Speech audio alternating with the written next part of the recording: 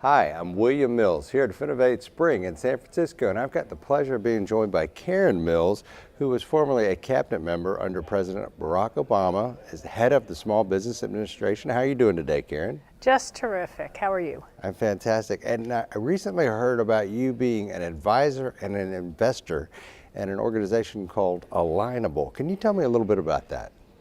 Well, Alignable is a new company, and I've been a venture capital investor a long time, and I saw this company and I realized it had something because they've signed up over 3 million small businesses in a community. And what we know about small businesses is that they really don't have a lot of time.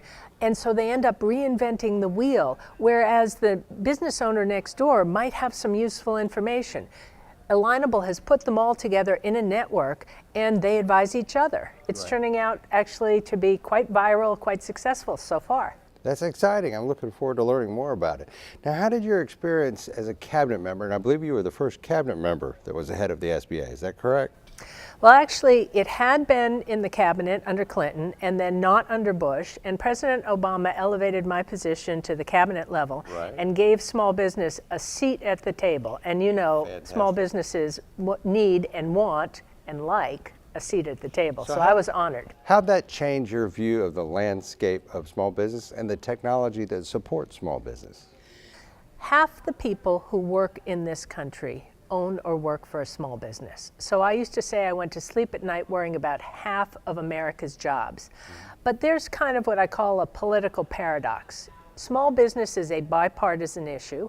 Everybody loves small businesses. They're the backbone of the economy, but nobody ever does anything. So I used to have to pound the table a lot to make sure small business got the priority.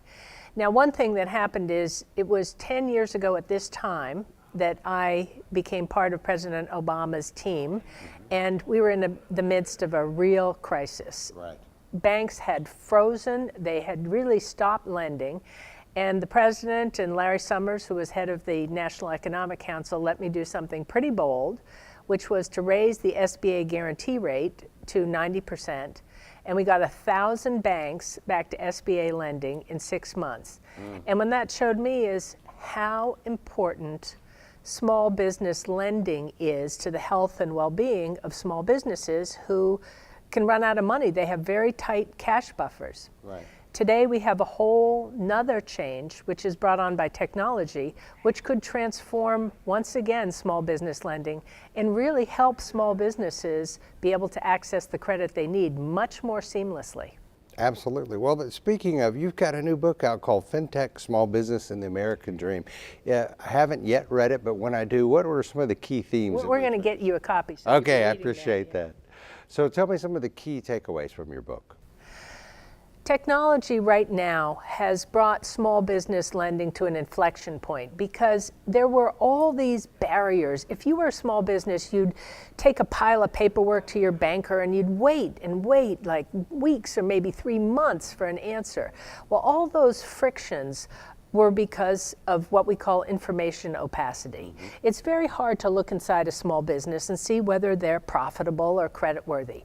Well, technology and data and the ability to sort of suck up data through API and apply artificial intelligence changes the game for credit underwriting.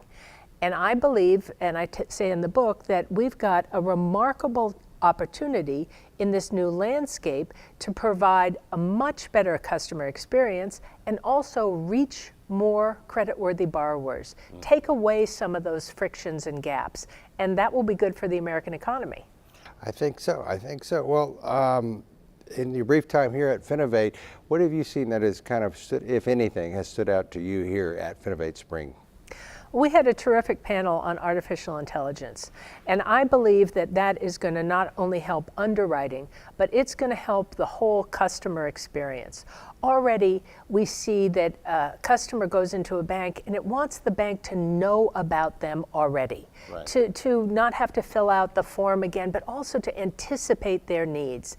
And one of the things I write about in the book is something I call small business utopia. What if the bank or some other fintech gave to a small business customer a dashboard, a projected cash flow that really talked about whether or not they were going to run out of money before payroll. That'd be amazing. It'd be amazing. And what if on that dashboard there was a button that said, press here, you are pre-approved for $7,000. One could see that that would be able to attract small business owners and make their lives work so much better. Well, Karen, we really appreciate your time today. I'm William Mills with Karen Mills here at FinovateSpring in San Francisco.